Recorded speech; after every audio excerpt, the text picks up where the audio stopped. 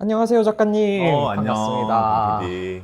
오늘 날씨가 되게 좋은데요. 맞아. 사실 좋아. 오늘은 들으시는 분들도 좀, 이거 나도 힘들다, 이렇게 생각하실 수 있을 것 같은데, 거절이거든요.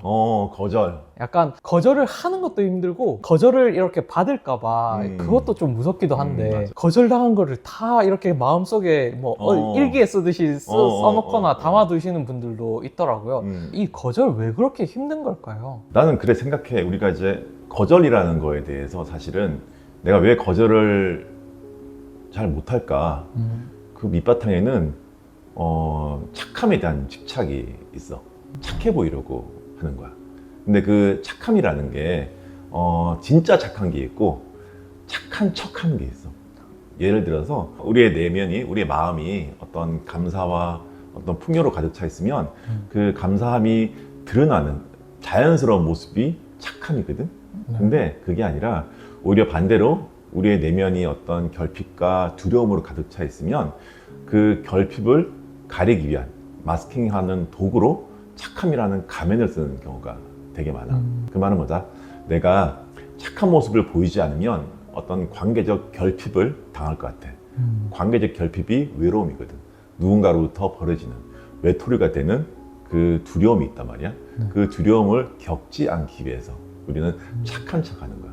그런데 그런 착한 척 하다 보면 마음속에는 이 사람이 언젠가 나를 버릴 것 같은 그런 두려움, 그 결핍감도 커진단 말이야. 쉽게 말해서 착한 가면이 두꺼우면 두꺼울수록 그 내면에 있는 결핍감도 커지게 돼. 그 결핍감이 커지니까 더 거절을 못하게 되는 거야. 더 착해지려고, 더 착한 모습을 보여주기 위해서. 그 착한 모습에 대한 집착이 거절하지 못하게 되는 이유가 되는 거예요. 그게 결국에는 어떤 관계에 대한 결핍감이고, 그 관계에 대한 결핍감을 가리기 위한 가면으로 착한 가면을 쓰기 때문에 거절하지 못하는 거야. 그러면은 반대로 거절을 당할까봐 요청도 못하고 부탁도 못하고 본인이 다 하는 그런 케이스도 많은 것 같은데 그거는 또 다른 의미일까요? 그러니까 뭐 예를 들어서 내가 누군가한테 뭔가 부탁할 수가 있잖아, 그렇지? 부탁을 할 수 있는데 그 부탁을 그 사람 상대가 받아줄 수도 있고 안 받아줄 수가 있어. 그 사람은 그 사람이 의견이거든. 그 의견을 나는 존중해 주면 돼. 존중해 주되 간섭할 필요는 없어. 왜 안 들어주니? 그건 간섭하는 거거든. 그 사람이 내가 부탁을 했는데 못 들어주겠어? 그럼 알겠어. 그러면 돼. 왜? 그 사람도 그 이야기를 할 때까지 나름의 생각을 한 거잖아. 그 의견을 존중해 주면 돼. 사실 그게 용기가 안 나서 어떤 의견이 있는지도 모르면서도 겁부터 먹는 것도 있는 것 같거든요. 맞아. 근데 이게 큰 삶의 비밀이 있는데 내가 사실 어떤 거절하겠다라는 생각을 떠오르잖아. 근데 그 떠오르는 생각이 사실 내가 만든 게 아니야. 나의 무의식이 그 생각을 떠오르게 하는 거거든. 근데 그 무의식이 만드는 게 세상이란 말이야. 쉽게 말해서 내가 그 거절을 하게 된 이유는 세상이 그 거절이라는 생각을 떠오르게 하는 거야. 그래서 사실 우리 삶이라는 게 나와 세상의 인연관계를 우리 삶이라 그러는데, 어떻게 보면 세상이 큰 빅픽처를 통해서 그 거절을 통해서 내가 더 행복할 수 있다는 걸 알기 때문에 그런 거절할 수 있는 생각을 떠오르게 한 거야. 그리고 만약에 그 거절을 통해서 우리 관계가 안 좋아지고 우리가 헤어졌다. 그거는 세상이 주는 선물이야. 꼴랑 그런 거절 하나로 우리 관계가 뒤틀어졌다면 그 관계는 빨리 끝내는 게 좋다는 게 세상의 판단이기 때문에 세상이 그 관계를 끝내게 해주는 선물로 주는 게 거절이라고 생각을 해봐. 그러면은 이제 상대방도 편안하고 하는 사람도 이해할 수 있는 그런 거절 좀 어떻게 해야 된다고 좀 보시나요? 나는 거절할 때 항상 이런 이야기를 해. 너의 부탁을 거절한 이유는 날 위해서고, 두 번째는 너를 위해서고, 세 번째는 우리의 관계를 위해서다. 항상 이야기를 해. 그러니까 내가 뭐 들어줄 수 있는 부탁이면 들어주는데 그 부탁이 내가 생각하는 선 이상을 넘어가잖아? 그러면 못 들어줄 수가 있는 거야. 그러면 그걸 들어줬을 때 내가 괴로워지고, 그걸 들어줬을 때 너가 그걸 다시 갚아야 되는 괴로움이 생길 거고, 그로 인해서 우리 관계가 어색해지는 게 난 싫은 거야. 그럴 때는 이야기를 꼭 해줘. 오히려 세상이 나로 하여금 거절하게끔 생각을 떠오르게 했는데 그거를 거부하고 행동하잖아. 그러면 오히려 어떤 마음의 찜찜함이 생겨. 그 마음의 찜찜함이 생기면 반드시 결과가 좋지가 않아. 세상을 이제 우리가 거절이라는 것도 하나의 의견이야. 나의 의견이잖아. 근데 내가 거절을 했는데 그거에 대해서 그 말을 존중해 주지 않고 간섭하는 사람들은 나는 좀 그 사람들과 관계를 오래 가져가지는 않아. 내가 항상 이야기하는 게 한 사람의 의견을 존중하되 간섭하지는 않거든. 그래서 내가 어떤 거절을 했을 때 나의 거절을 존중해 주는 사람과는 관계를 오래 유지하게 되는데, 그 거절에 대해서 존중하지 않고 간섭하는 사람들과는 어떤 친구 관계를 잘 맺지 못하는 것 같아. 그래서 오히려 그렇게 하면 할수록 나를 존중해 주는 사람만 주변에 남게 되는 것 같아. 그래서 그게 세상이 주는 선물이라는 거야. 세상이 나로 하여금 거절의 생각을 떠오르게 하는 것은 세상이 나로 하여금 내 주변에 나를 존중해 주는 사람으로만 남겨두겠다는 세상의 의지라는 거야. 그 의지가 바로 삶의 선물이야. 그러면은 이제 되게 아직 여리신 분들, 아직 준비가 덜 되신 분들은 어떻게 보면은 단계로 이렇게 접근을 해봐야 될 것 같은데, 그런 분들께 마지막으로 응원의 메시지 정도로. 응원의 메시지? 네. 여러분, 그냥 가볍게 살면 좋겠어. 내가 거절하고 싶으면 거절하면 돼. 근데 그 거절한 거에 대해서 상대방이 간섭을 하면 여러분의 그 의견을 존중하지 않는 사람이거든. 그런 사람들과의 오랜 관계를 유지하는 거 결코 좋지 않다고 나는 생각을 해. 그래서 내가 거절하고 싶으면 거절을 하고 그 거절을 존중해 주는 사람을 친구로서 두면 될 것 같아.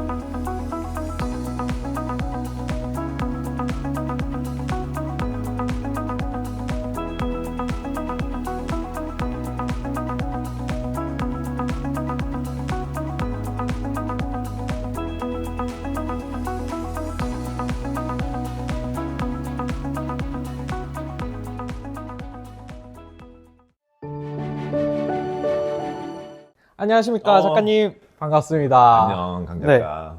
오늘은 사람들이 많이 하는 기대와 실망, 어떻게 보면은 모든 싸움의 근원인 것 같거든요. 왜 이렇게 기대와 실망을 반복하면서 이렇게 살아가게 되는 걸까요? 우리 이제 기대라는 거는 어떻게 보면 우리가 원하는 거잖아. 우리가 원하는 거고, 사실 뭐가 원하는 거냐면 내 생각이 원하는 거야.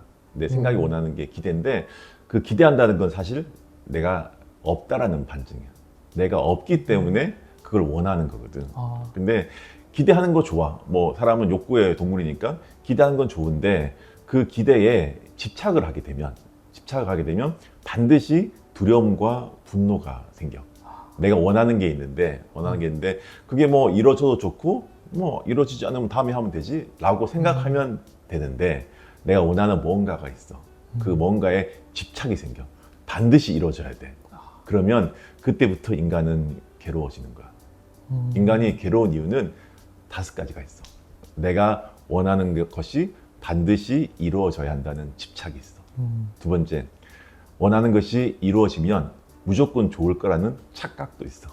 세 번째, 원하는 것이 이루어지더라도 그것을 누리지 못하는 우리의 삶의 태도라는 게 있어. 네 번째, 원하는 것이 이루어지더라도 이것을 잃어버릴까에 대한 두려움이 있어. 마지막으로 5개는 원하는 것이 이루어지지 않을 것 같은 그 분노가 있는 거야. 그래서 이 5가지 때문에 인간은 늘 괴로운 거야. 그런데 제일 중요한 게, 원하는 것이 있으면 그것을 꼭 이루어야 한다는 집착이 제일 문제예요. 그래서 나도 어떤 걸 기대를 하잖아. 근데 기대를 했는데 이루어져도 되고 아니면 말고, 그런 생각으로 살면 삶이 좀 즐거워져. 기대를 하지 않는 게 유일한 방법일까요? 그러진 않지. 인간은 욕구의 동물이야. 그래서 뭔가 항상 욕구라는 게 나타나거든. 기대한다는 게 욕구를 말하는 건데, 그 욕구를 채워가면서 살면 돼. 나 같은 경우에는 내가 원하는 게 생겼어. 내가 원하는 게 생기면 그 욕구를 한 70%, 한 80% 정도 채우면 만족하고 또 다른 걸 해. 근데 대부분 사람들은 어떻게 하냐면 한 70에서 80% 채워지면 그 채워진 거에 대해서 만족할지 모르고 나머지 20에서 30 남겨진 아직 채우지 못한 거에 대해서 집착을 한단 말이야. 그거를 다 채워서 충족감을 얻으려고 하는 거야. 근데 절대로 충족감이라는 거는 나타나지가 않는 거야. 왜? 이게 70에서 80, 80에서 90, 90에서 99까지 올라가는 순간 나머지 1%에 대한 집착이 생기거든. 그 집착이 생기는데 그 집착은 반드시 더 큰 욕망을 불러 일으키게 돼 있어. 그럼 다시 이 1이 더 커 보이는 거야. 그러면 집착하게 되기 때문에 절대 충족감이라는 거는 채울 수가 없는 거야. 그래서 충족감을 계속해서 채우려고 하면 만족감을 얻을 수가 없는 거야. 사람은 만족하고 살면 즐겁게 살 수 있는데 충족하려 살면 괴롭게 살 수밖에 없어. 왜? 아직 채우지 못한 거에 대한 집착이 생기기 때문이고, 이 집착은 반드시 두려움과 분노를 만드는 거야. 다 채우지 못했으니까 이거를 채우지 못할 것 같은 두려움이 생기는 거야. 그리고 이게 채워지지 않으니까 짜증이 나고 화가 나는 거야. 그 두려움과 분노는 본질이 같은 거야. 그래서 집착하게 되면 두렵게 되고 집착하게 되면 화가 나는 거야. 그러면 인간은 괴롭게 돼. 그래서 난 항상 욕구가 나타나면 한 70에서 80% 채우고 그냥 만족하고 또 다른 거 하고 살거든. 근데 그거를 한 99, 100까지 충족하려고 하다 보면 인간은 괴로울 수밖에 없어.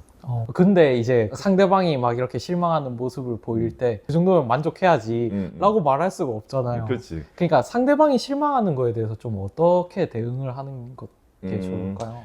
어떻게 보면 상대방이 실망하는 게 무서운 게 아니라 그 실망한 상대가 나를 떠나버릴까 봐 무서운 거거든. 앞서 말했던 우리 연인 관계에서도 중요하지만은 결혼 관계에서도 제일 중요한 것은 서로가 서로에 대해서 적응해 나가는 과정이 굉장히 중요하거든. 근데 그런 실망 때문에 관계가 끊어질 정도라면 미리 그 관계를 정리하는 게 난 맞다라고 생각을 해. 그래서 서로가 서로에 대해서 기대하는 게 있잖아. 그거를 어느 정도 적절한 선에서 만족하면서 살아가는 게 중요하지. 내가 원하는 대로 이 사람이 변하기를 바라면 안 돼. 그건 어떻게 할 수가 없어. 사람이 바꿀 수가 없는 거야. 사람은 세상이 바꿔주는 거거든. 그 사람이 변해갈 때까지 내가 적응하는 게 결혼이지, 이 사람을 바꾸려고 하는 게 결혼이 아니야. 기대감이 가져다 주는 강박에 대해서 좀 어떻게 자유로울 수 있을지도 좀 궁금합니다. 어떻게 보면 남의 어떤 기대에 대해서 지나치게 집착하는 사람들의 특징은 뭐냐면 그 사람들의 눈치를 보면서 사는 사람들이 많아. 그 뭐냐면 나의 어떤 내면이 나의 시선과 나의 의견으로 살아가는 사람이 있는가 하면 나의 내면이 타인의 눈치와 타인의 상식으로 채워진 사람들이 있어. 그런 사람들은 그 타인의 눈치를 보면서 살아가기 때문에 그 기대에 부응하기 위해서 살아간단 말이야. 근데 그 기대에 부응하지 못하면 굉장히 스스로가 실망하게 되고 스스로를 굉장히 옥죄는 그런 결과를 많이 맞이하게 되거든. 그래서 어떻게 보면 타인의 기대에 집착하면서 살게 되면 스스로의 삶을 못 살게 되는 것 같아. 그래서 자신의 시선을 가지고 자신의 의견을 가지고 세상을 살아갈 때 그때는 타인의 기대에 부응하지 않더라도 나의 삶을 스스로가 개척해 나갈 수 있다고 생각을 해. 사회 속에서 많은 사람들이 있고 나를 무시하고 자존감을 깎아내리고 압박감을 주는 그런 사람들도 있는데 그런 사람들을 대할 때는 좀 어떻게 하는 게 좋을까요? 자, 우리가 누군가 나를 무시하고 나에게 열등감을 주는 사람들이 있어. 또한 나를 비난하거나 나를 미워할 수도 있고 나를 시기하거나 나를 질투할 수 있는 사람도 있어. 그래서 어쨌든 나에게 어떤 부정적 감정을 느끼게 하는 사람들이 있단 말이야. 근데 사실 그 사람들이 나에게 그런 부정적 감정을 주는 게 아니야. 그 감정이 나타나는 이유는 내 안에, 나의 내면에 상처받은 작은 내면 아이가 있어. 그 치유되지 않은 사춘기 소녀, 사춘기 소년이 있단 말이야. 우리가 살아온 어떤 삶의 궤적 속에서 나는 어떤 열등한 존재예요. 나는 무시받는 존재예요.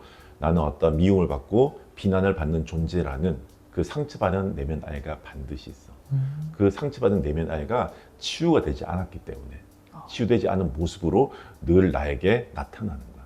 그러니까 비슷한 조건과 비슷한 환경이 나타날 때 그 치유되지 않은 내면 아이가 그런 부정적 감정을 내가 경험하도록 그런 감정을 만들어내는 거야.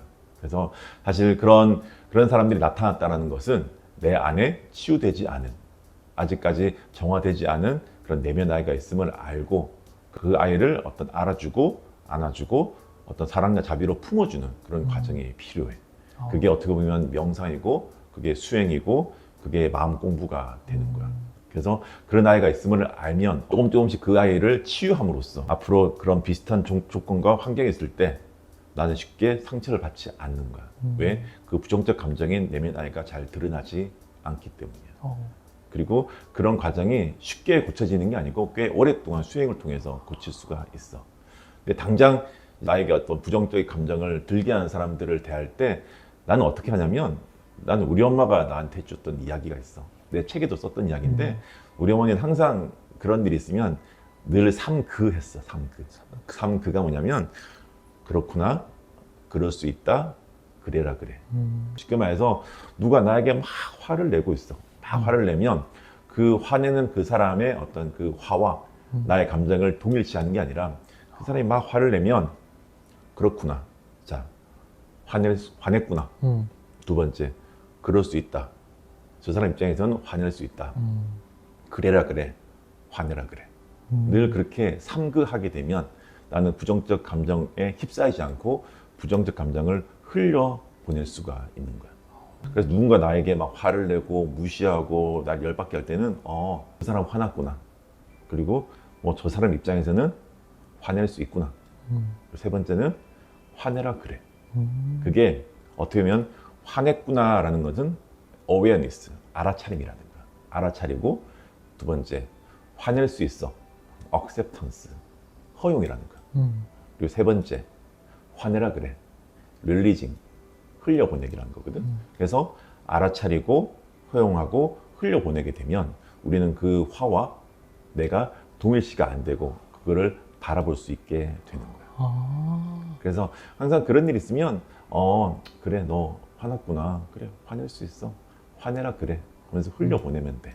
마치 내가 주말에 쉬고 있는데 누가 어떤 판촉물을 가지고 나한테 홍보를 하러 막 온 거야.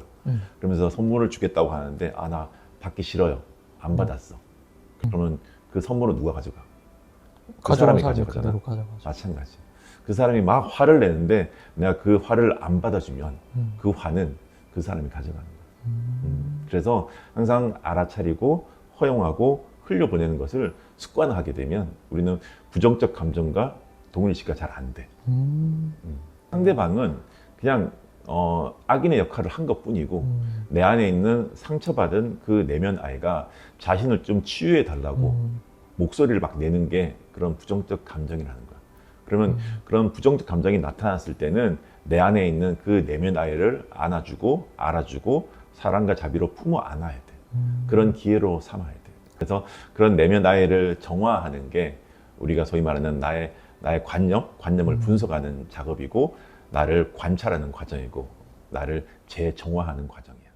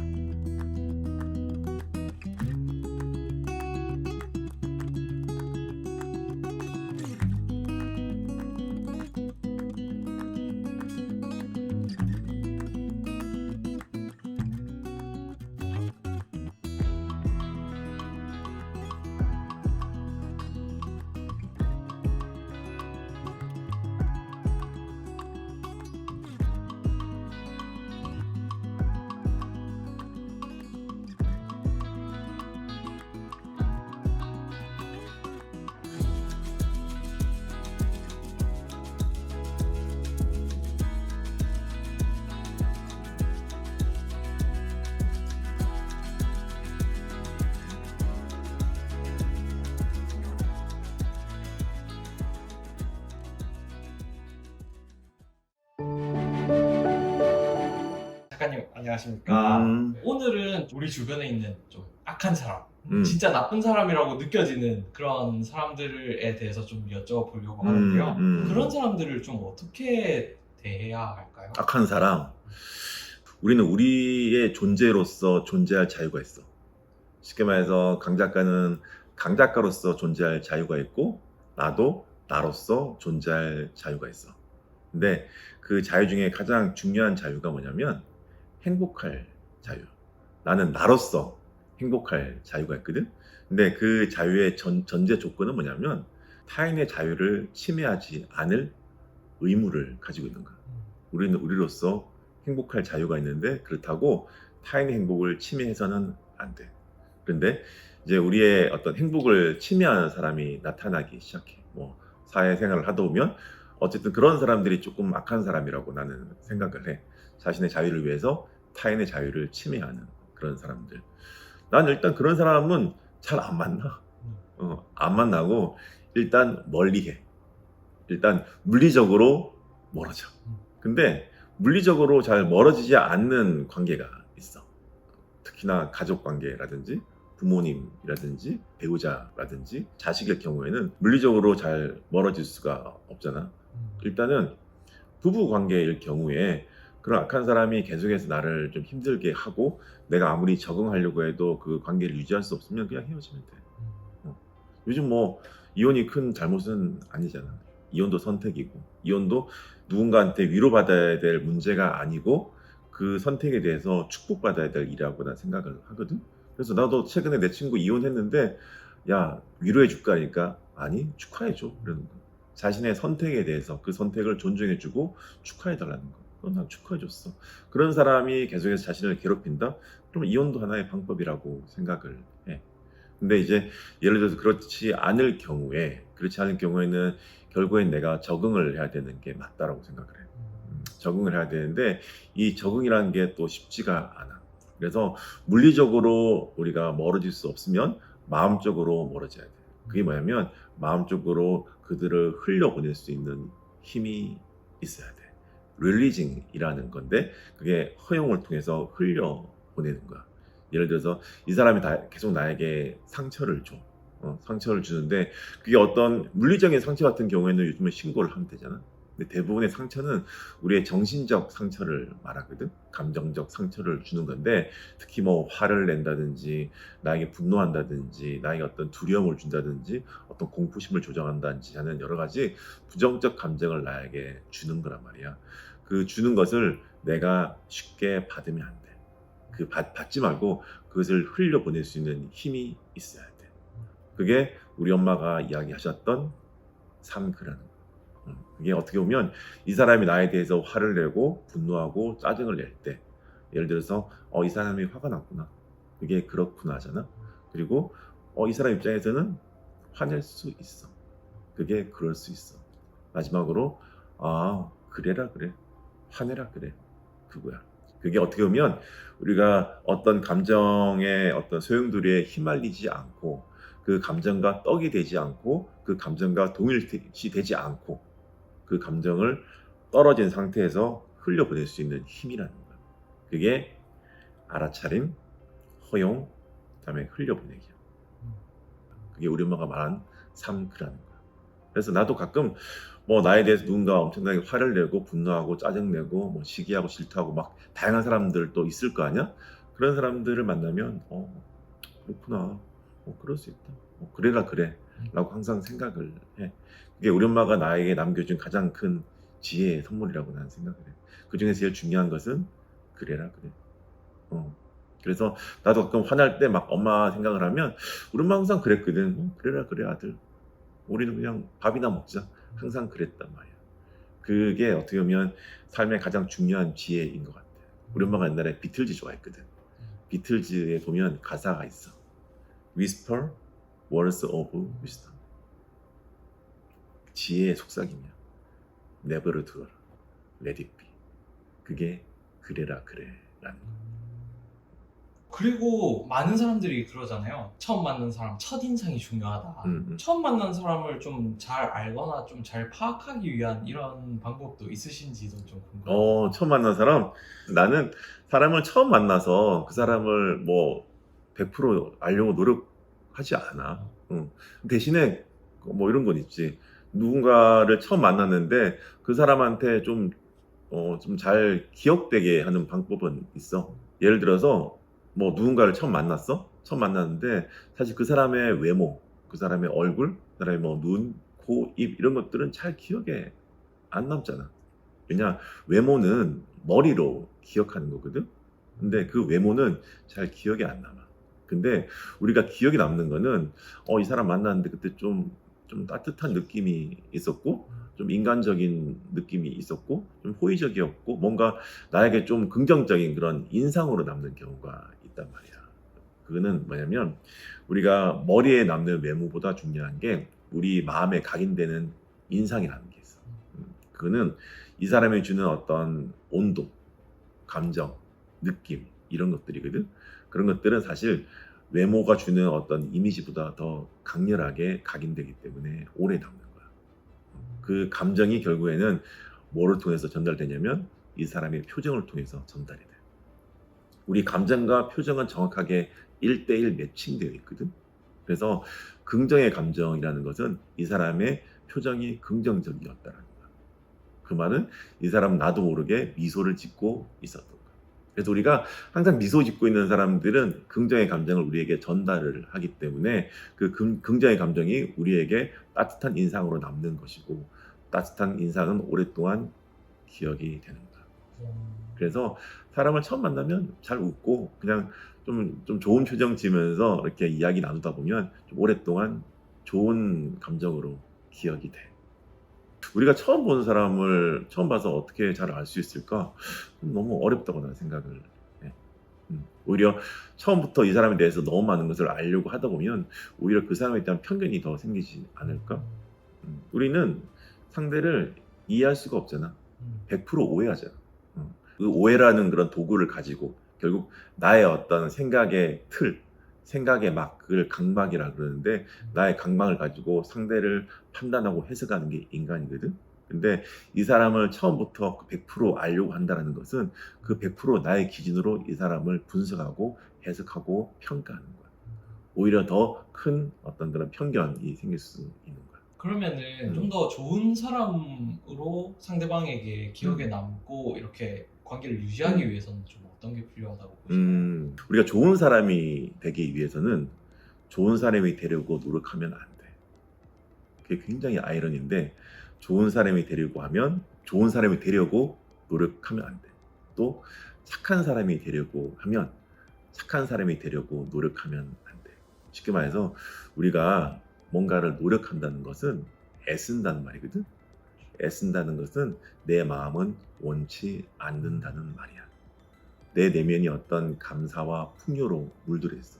감사로 물들어 있는 상태에서 그 감사함이 내 마음의 풍요가 자연스럽게 나의 생각과 말과 행동으로 드러나는 게 착함이고 좋은 사람이야.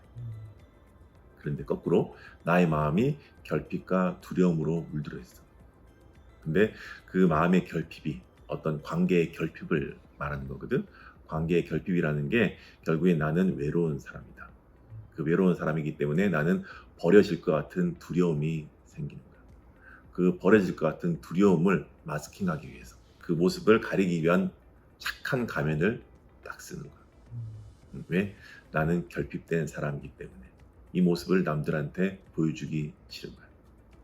그래서 착한 사람이 되려고 하는 거야. 그래서 착한 사람이 되려고 노력한다는 것은 사실은 내 내면은 나는 관계적으로 외로운 사람이다.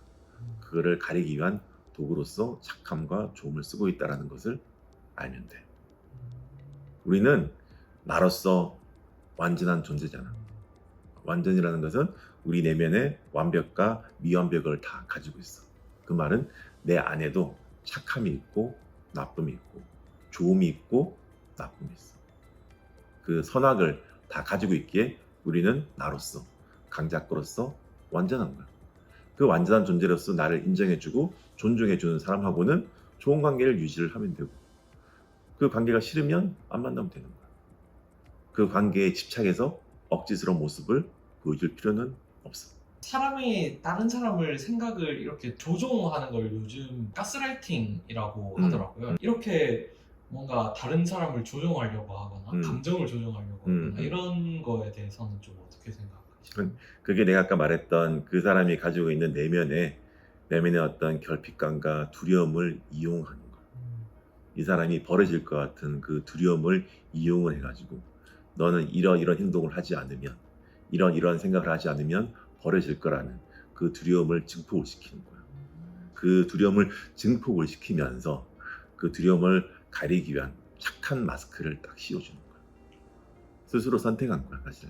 그게 내면 정화가 되지 않은 우리의 어떤 과거에 상처받은 그런 치유되지 못한 우리 기억의 씨앗들, 그 씨앗들이 자라서 내면 아이가 되어 있고 그 웅크려 있는 내면 아이를 스스로 돌보지 못하다 보니까 그 내면 아이의 두려움이 그런 가스라이팅 형태로 드러나는 거예요.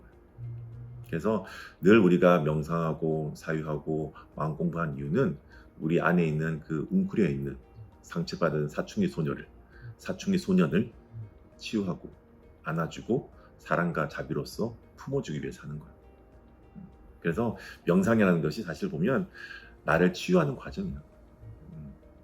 그래서 나를 치유하는 과정을 통해서 내 내면을 결핍으로 채우지 않고 풍요로 채우는 거고, 두려움으로 물들어 있는 우리의 내면을 감사로 물들임으로써 부정적으로 채색된 우리의 무의식, 우리의 관념을 긍정으로 바꿔주는 거예요.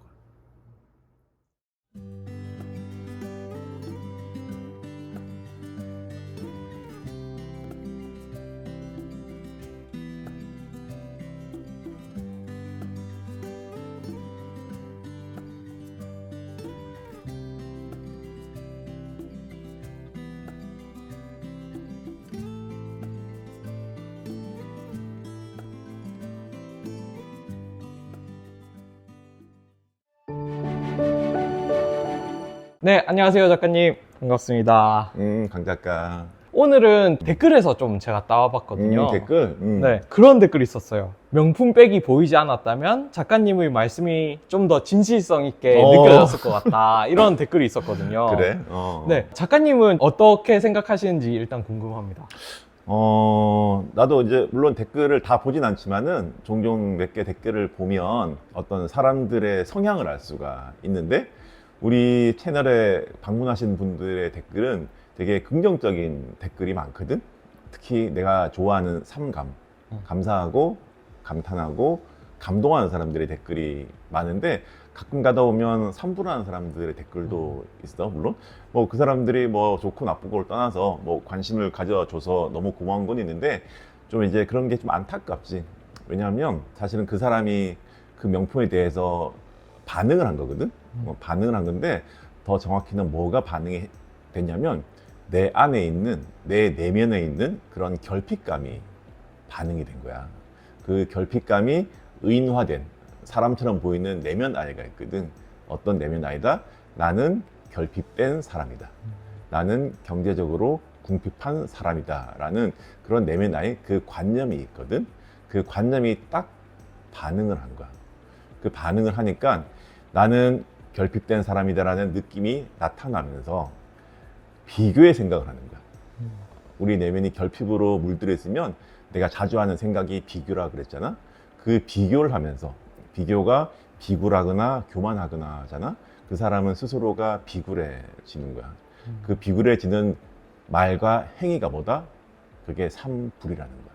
그래서 마음이 결핍으로 가득 차 있으면 비교의 생각을 하고 삼불해, 불평하고 불만을 가지고 불안해하는 말과 행위를 하는 거야. 그게 아마 그런 댓글에 나오지 않았을까라고 나는 생각을 해.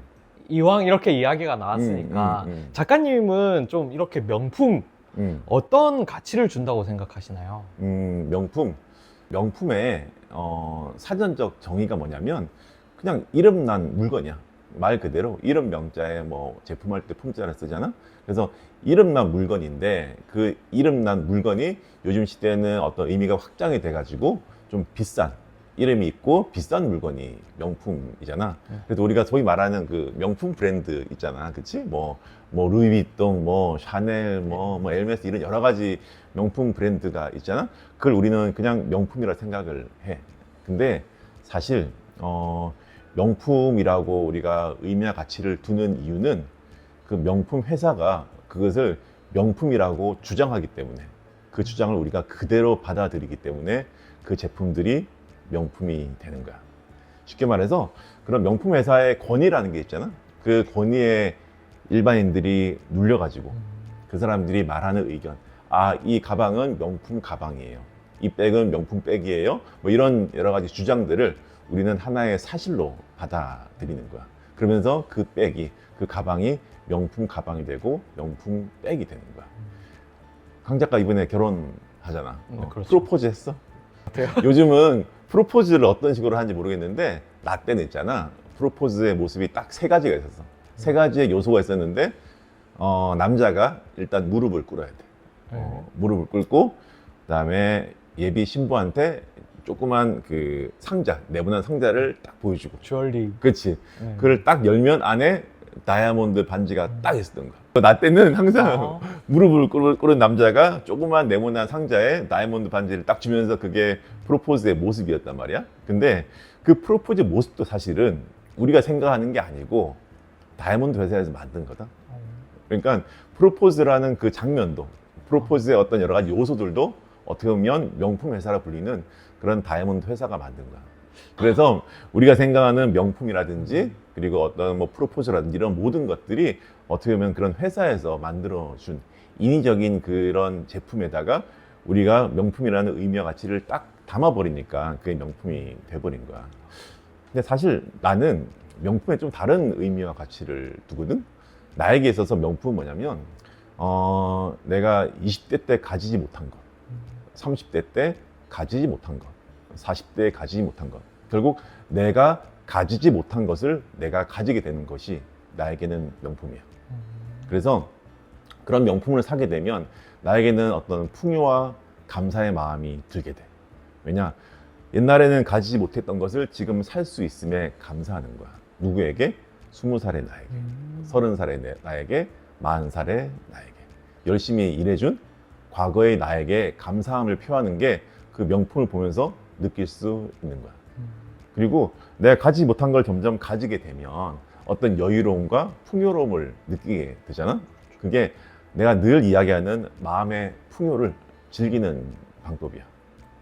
그래서 나는 명품을 스스로의 어떤 내면의 풍요를 즐기기 위한 도구로 삼는 거지, 남들한테 자랑하고 과시하고 비교하기 위해서 명품을 사는 게 아니야. 그래서 나에게 있어서 명품의 가치는 과거에 어릴 적 내가 못 사던 거를 지금 살 수 있음에 감사함을 느끼는 것. 그게 나에게 있어서 명품의 의미와 가치야. 어떻게 보면 우리의 그 마음의 풍요가 현실의 풍족을 만드는데 그거의 어떤 증거 물질이라고 할까? 뭐 그런 것들을 내면의 풍요를 즐기다 보니까 이런 명품들이 점점 생기는 거야. 말씀 들어보니까 생각나는 게 요새 이제 사람들이 어른의 특권이라고 하면서 뭐 우유에다가 제티를 한가득 타먹는다든지 뭐 구슬 아이스크림을 이렇게 막 마음껏 퍼먹으면서 약간 어릴 때 못했던 거를 그치. 나 이렇게 살 수 있다 이러면서 약간 충족감을 이렇게 가져가는 맞아. 그런 것들이 생각나는 것 그러니까 같아요. 어떻게 보면 우리가 못했던 것을 지금 할 수 있음에 감사할 수 있는 게 하나의 도구로서의 명품의 역할이거든. 그렇게 명품을 바라봤으면 난 좋겠어. 누군가는 이제 외출할 때 걸친 착장이 가격이 얼마냐 뭐 이런 거에 따라서 그 가치가 뭐 이렇게 정해지는 거다 이런 식으로 말씀하시는 분들도 있거든요. 어떻게 보시나요? 그 되게 좋은 질문인데, 사람들은 명품을 통해서 자신의 가치를 드러낸다고 하는데 그 가치가 어떤 가치냐? 내 내면의 가치라는 거야. 쉽게 말해서 명품을 통해서 나의 마음이 무엇으로 이루어져 있는지를 관찰할 수 있는 기회가 되는 거야. 명품을 통해서 어떤 감사함을 느끼고 어떤 나의 풍요로움을 느낄 수가 있는가 하면 이거를 통해서 남들과 비교하려고 하고 뭔가 나의 결핍감을 이 명품을 통해서 채우려고 한단 말이야. 그거는 마음이 풍요와 감사로 채워져 있지 않고 결핍과 두려움으로 차 있는 거야. 쉽게 말해서 명품을 즐기는 사람은 나의 마음이 나의 자존감으로 차 있는 사람이야. 자존감이 뭐다? 나의 존재에 대한 감사야. 그 감사함으로 가득 차 있는 사람들은 명품을 즐기게 돼. 왜냐? 그 자존감 속에는 내 내면에 나의 시선과 나의 생각으로 가득 차 있기 때문에, 남의 눈치와 남의 생각으로 가득 차 있지 않기 때문에 굳이 그걸 가지고 다닌다고 해서 남의 눈치를 본다든지 남과 비교할 생각을 안 해. 근데 나의 내면이 결핍으로 가득 차 있으면 그 결핍된 것을 남의 시선, 그걸 눈치라 그러고 남의 생각, 그걸 상식이라 그러는데 눈치와 상식으로 채워지게 돼. 그러면 명품을 들고 있어도 명품을 들고 있는 나를 보는 게 아니고 명품을 들고 있는 남의 시선을 보는 거야. 그래서 어떻게 보면 명품을 즐기지 못하고 명품을 즐기고 있는 나를 남들이 어떻게 바라볼까라는 눈치를 보면서 살기 때문에 그거는 어떻게 보면 삶을 좀 스스로 즐기는 게 아니라 남을 통해서 확인하려고 하는 모습인 거지. 우리 명품을 통해서 내가 내 마음이 어떤 모습으로 드러나 있는지, 어떤 모습으로 펼쳐져 있는지, 어떤 모습으로 채워져 있는지를 볼 수 있는 기회가 될 거라 생각을 해. 그리고 한국이 명품 소비가 가장 많은 국가 중 하나이다. 뭐 이런 조사 결과가 있거든요. 이유가 좀 어디에 있다고 좀 보시나요? 그것도 좀 전에 말한 것과 일맥상통하는데 결국에 우리가 자신의 자존감을 즐기는 소비를 하는 게 아니라 자신의 자존심을 지키기 위한 소비를 하는 거야. 쉽게 말해서 자신의 자존감, 내 안에 어떤 감사와 풍요를 즐기는 소비보다는 남들한테 보여주기 위해서 나의 자존감을 지키기 위한 소비를 하다 보니까 그런 명품 소비를 자랑하듯이 하고, 그런 걸 자랑할 때가 어디야? SNS 같은 곳이잖아. 그래서 명품 소비를 자랑하는 그런 SNS의 어떤 사진이나 이미지들이 많잖아. 아마 그런 것과 연결되는 것 같고, 그러다 보니까 우리나라에는 다른 나라에 잘 없는 명품 전당포도 굉장히 많잖아. 실제로 그걸 샀는데 그걸 즐기지는 못하고 감당이 안 되다 보니까 그걸 다시 팔고 하는 모습을 많이 본단 말이야. 그게 아무래도 내가 생각하기에는 자신의 어떤 내 마음의 어떤 결핍감을 더 채우기 위한, 명품으로 채우기 위한 소비를 하는 게 아닌가라는 생각을 해. 그러면은 소유욕, 소비욕을 조절할 수 있는 그런 방법이 있을까요? 인간은 욕구의 동물이거든. 욕구 없이 살 수는 없어. 근데 난 늘 내 욕구가 생기면 한 70%? 80% 채우고 더 이상 뭐 충족하려 안 그래. 나에게 중요한 거는 충족감이 아니라 만족감이거든. 만족감은 즐거움으로 연결이 되는데 충족감은 괴로움으로 연결이 돼. 왜냐하면 인간은 한 70% 채우잖아. 그러면 채워진 70%를 만족하지 않고 남겨진 30%에 대한 집착이 생기거든. 그 집착하는 모습이 또 다른 욕망을 만드는 거야. 그래서 70에서 90, 90에서 95, 95에서 99, 99.9까지 채웠지만은 이거를 절대 100으로 채울 수 없는 이유가 욕망이라는 것 하나의 우리의 관념이야. 우리의 고정관념이기 때문에 인간은 욕망하는 동물이다라는 관념이 딱 박혀 있는데, 이 고정관념의 어떤 그 목적은 뭐냐면 자신이 유지되길 바래. 우리 삶의 현장에서 드러나고 이 관념이 스스로 유지되기를 바라기 때문에 욕망이 충족이 되었을 때, 욕망이 해소가 되면 그 욕망이라는 고정관념이 사라지잖아. 그걸 원치 않는 거야. 그래서 욕망이라는 관념은 또 다른 욕망을 만들게 시켜버리는 거야. 인간으로 하여금 또 다른 욕망이 생겨야지만이 욕망이라는 관념이 해소되지 않고 욕망이라는 관념이 유지가 되는 거거든. 그래서 우리의 욕망이라는 관념은 계속해서 스스로를 유지시키기 위해서 또 다른 욕망을 계속 만들기 때문에 충족감이라는 것은 나타날 수가 없는 거야.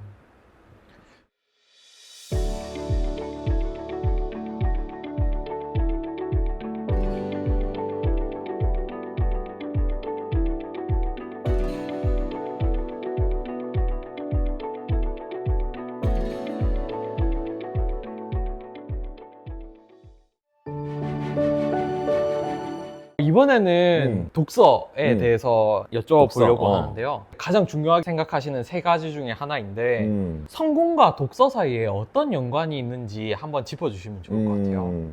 내가 늘 이야기하는 거 있잖아. 삶의 기본기가 뭐야? 독서, 명상, 운동. 그렇지. 그 세 가지 중에 가장 기본은 일단은 독서야. 책을 읽어야 돼. 요즘 근데 되게 신기한 게 20대 젊은 친구들이 독서량이 많이 늘었대. 그래서 요즘은 독서를 뭐라 그러냐면 텍스트 힙이라는 말을 써. 쉽게 말해서 글자를 보는 게 힙하다 이런 거래. 지금은 영상의 시대잖아. 유튜브 보고 뭐 이미지, 인스타 보고 이런 건데 글자를 보는 게 되게 올드한 느낌이잖아. 근데 요즘은 글을 읽는 게 되게 희소 가치가 있다라고 생각을 하나 봐. 그래서 정말 소수의 사람들이 하는 힙한 행동을 독서라 생각하기 때문에 20대들의 독서량이 많이 늘었대. 되게 고무적인 일이라는 생각을 해. 그래서 독서에 대해서 내가 어딜 가든지 이야기를 하거든. 그래서 독서가 왜 중요한지에 대해서 이야기를 하면 뭐 다른 컨텐츠에서도 이야기를 했던 건데 일단 독서의 정의가 뭔지를 먼저 알아야 돼. 독서는 뭐냐면 글에 보면 그 글을 쓴 작가의 생각이 쫙 있잖아. 그 작가의 생각을 해체를 해. 문장을 해체를 해. 그리고 그 해체된 단어를 딱 바라보다 보면 나의 생각을 또 해체를 해가지고 그것과 결합을 시키면 새로운 문장을 만들 수가 있어. 그래서 작가의 생각을 해체하고 나의 생각을 해체해가지고 새롭게 편집된 하나의 문장을 만드는 게 독서의 본질이야. 그걸 메타 워드라 그러거든. 새로운 단어 혹은 메타 센텐스, 새로운 문장을 만드는데 그러한 새로운 문장을 만들고 새로운 단어를 만드는 게 나만의 언어가 많아지는 거야. 상식의 언어가 아닌 나만의 언어. 나만의 언어가 풍요로워진다라는 말이거든. 근데 나의 언어가 풍요로워지게 되면 나의 세상도 풍요로워져. 늘 이야기하듯이 세상은 언어의 집이거든. 그렇기 때문에 나의 언어가 많아지는 만큼 나의 세상도 풍요로워지는 것이고 그 말은 뭐다? 나의 언어의 한계가, 나의 언어의 끝이 나의 세상의 한계라는 거야. 그렇기 때문에 나의 언어가 점점 많아지게 되면 그 많아진 언어를 통해서 나의 시선이 점점 높아지게 돼. 나의 시선이 높아지게 되면 위에서 내려다 볼 수 있잖아. 위에서 내려다 본다는 것은 남들이 못 보는 것을 먼저 볼 수 있는 능력이 생겨. 그걸 뭐라 그런다? 그를 창의력이라 그래. 남들이 못 보는 것을 먼저 볼 수 있는 능력. 그게 창의력이고, 그리고 위에 있다 보면 어떤 대상의 표면을 볼 수 있을 뿐만이 아니라 위에서 조금만 뒤로 가면 이면을 볼 수가 있단 말이야. 그래서 표면과 이면을 동시에 볼 수 있다는 것은 그 대상의 본질을 꿰뚫을 수 있다는 거야. 그게 표면과 이면을 봄으로써 대상의 본질을 꿰뚫을 수 있는 능력. 그게 통찰력이라는 거야. 근데 우리가 성공을 하려면 뭔가 창의적인 아이디어를 가지고 통찰력 있게 진행을 해 나가면 100% 성공하거든. 그 창의력과 통찰력을 가질 수 있는 게 높은 시선이고, 그 높은 시선을 가지려면 나만의 언어가 쌓여야 되는 거고, 나만의 언어를 쌓으려면 독서를 해야 되는 거야. 그래서 독서는 성공과 직결되는 거야. 그래서 책 읽지 않고 성공한다? 그거는 성공이 아니라 약간 도박인 거지. 우연찮게 성공한 거라고 난 생각을 해. 그래서 그만큼 독서는 굉장히 중요한 거고 삶의 기본기라는 거야. 그러면은 또 이제 제가 궁금해지는 게 읽는 책이 중요할지 독서량이 중요할지 그리고 독서하는 방식이 중요할지 좀 어떤 게 좀 중요하다고 생각하세요? 되게 강 작가처럼 그렇게 질문하는 사람들이 책을 잘 안 읽는다? 되게 책을 좀 안 읽는 사람들이 작가님 책을 많이 읽는 게 중요해요.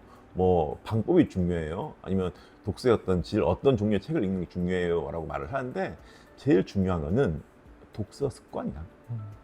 늘 꾸준히 매일 1시간씩 책을 읽는 게 중요해. 나도 뭐 다독한 스타일은 아니거든. 나는 1시간 책을 읽으면 한 30분 정도 책을 읽고 30분은 글을 써. 그래서 나에게 있어 독서 습관은 그냥 책을 읽는 게 아니라 책을 읽고 책을 쓰는 거야. 글 쓰기가 아니라 책 쓰기를 하고 있어. 그래서 나는 사실은 책을 쓰기 위해서 읽는 거야. 대부분 사람들은 읽기 위해서 읽잖아.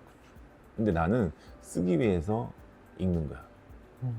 그래서 그런 독서 습관을 가지는 게 중요하지, 뭐 많이 읽어야 되냐, 어떤 방법으로 읽어야 되냐, 어떤 종류의 책을 읽어야 되냐는 그건 별로 중요하지 않은 것 같아. 이런 독서 습관을 가지다 보면 자연스럽게 많이 읽게 되고 자연스럽게 내가 좋아하는 분야의 책이 생기게 되고 그리고 나만의 방식이 생기는 거야. 그거는 강요할 수가 없어. 왜냐면 나의 방식이 100% 옳다라고 말할 수 없는 게, 나처럼 책을 읽는 사람들이 즐거움을 느끼게 되면 이 즐거움 때문에 계속 독서를 하게 되는데 내 방식이 맞지가 않아. 그러면 별로 즐거움을 못 느껴. 그럼 유지할 수가 없는 거야. 그래서 습관을 만든다는 거는 그 행위를 하는 데 있어서 즐거움이 있어야 되거든. 그 즐거움을 줄 수 있는 독서법을 스스로 찾는 게 가장 중요하다라고 나는 생각해. 사실 첫 번째 질문에 답을 주셨을 때 하나의 메터드를 그치. 만들라 이렇게 맞아. 하셨는데 사실 그거 어떤 방식인지 잘 모르겠어? 모르겠긴 하거든요. 나는 어떻게 하냐면 내가 좋아하는 책을 딱 읽어. 한 30분 읽다 보면 옛날에 내가 좋아하는 작가 중에 그 박웅현 작가라고 있거든. 그 책의 제목이 책은 도끼다라는 책이 있어. 그 책에 보면 정말 이 도끼로 내 머리를 꽉 찍듯이 정말 내 마음에 꽉 와닿는 그런 문장들이 있거든. 우리가 줄을 친다든지 별표를 한다든지 박스 형태의 그런 표시하는 그런 문장들이 있잖아. 그런 문장들이 있으면 나는 30분 동안 그 문장이 한 15개에서 한 20개 정도 문장이 보통 되더라고. 한 1분에 뭐 한두 개 정도가 생기는데 그 문장들을 한번 적어봐. 그 다음에 이 문장을 해체를 해. 해체를 한 다음에 해체한 것들을 거기에 나의 언어를 추가를 해. 추가를 하면 나만의 문장이 만들어져. 내가 생각하는 너무 멋진 문장에다가 내 문장을 넣어서 나만의 문장을 만들게 되면 그 문장이 한 15개에서 20개 정도 되잖아? 그 20개 정도 되는 문장을 가지고 30분 정도 글쓰기를 하는 거야. 글쓰기를 하게 되면 이게 점점점 연결이 되면서 하나의 글이 나와. 그리고 그 글 쓴 거를 나의 카톡으로 보내.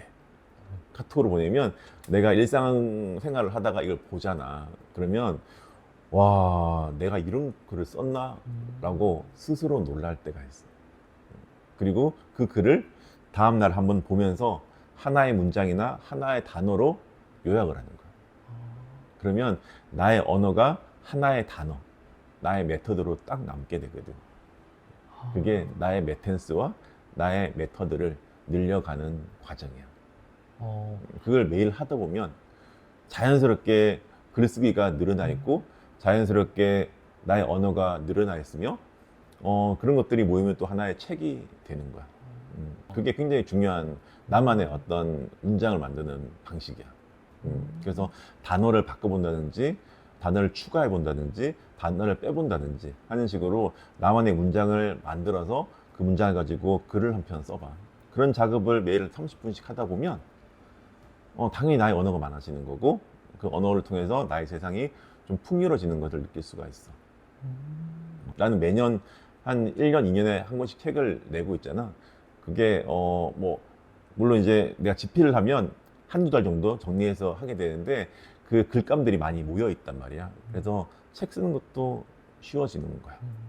그리고 많은 구독자분들, 시청자분들은 작가님은 어떤 책을 추천해 주실까? 이걸 되게 추천책? 궁금해 하거든요. 그래, 그거 많이 댓글에 물어보던데 나는 사실 어떤 추천책이라기보다 나는 책을 한 권 읽었는데 내가 너무 마음에 들어. 그러면 그 작가의 책을 다 사. 그 사람이 쓴 책을 거의 다 사서 읽어보거든.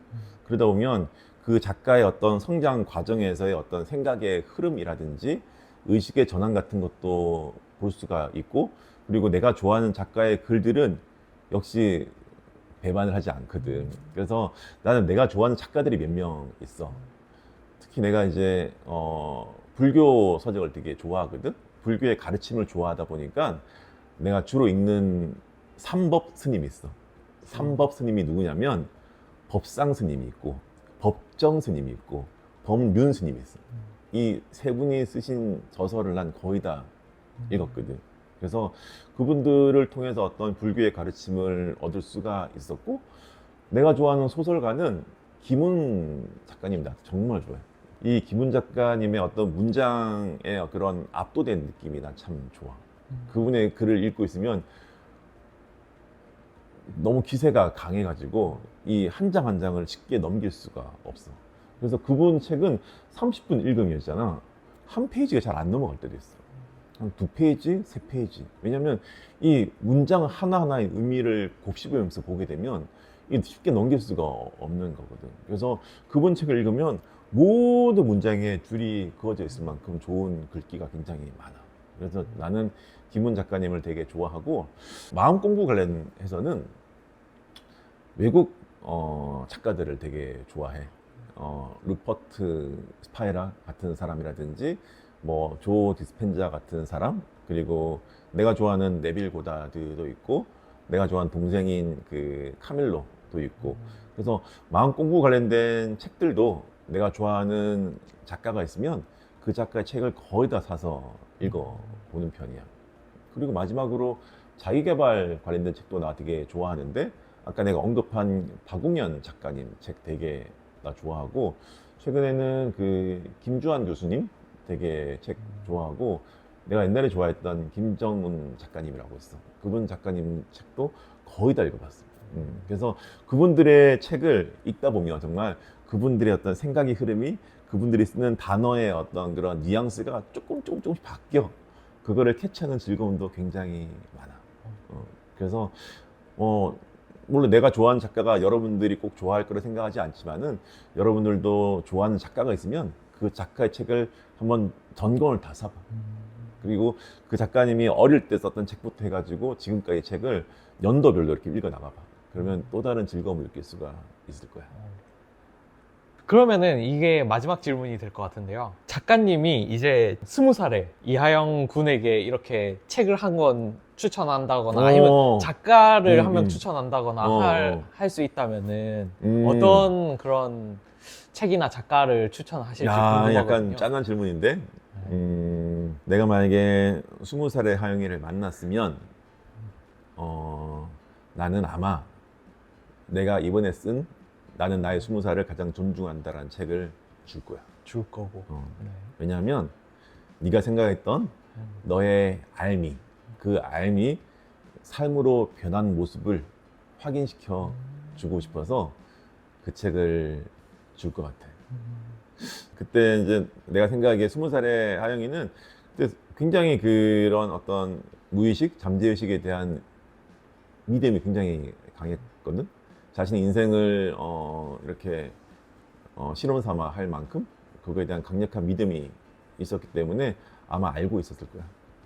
물론 지금은 믿음을 넘어선 알미라는 게 있지만은 그 당시에는 약간은 반신반의하면서 엄청 믿으려고 노력을 했거든. 그 친구한테 내 책을 주면서 이미 너의 믿음이 알무로 변해 있다는 것을 확인시켜주면 아마 그 친구 좋아하지 않을까?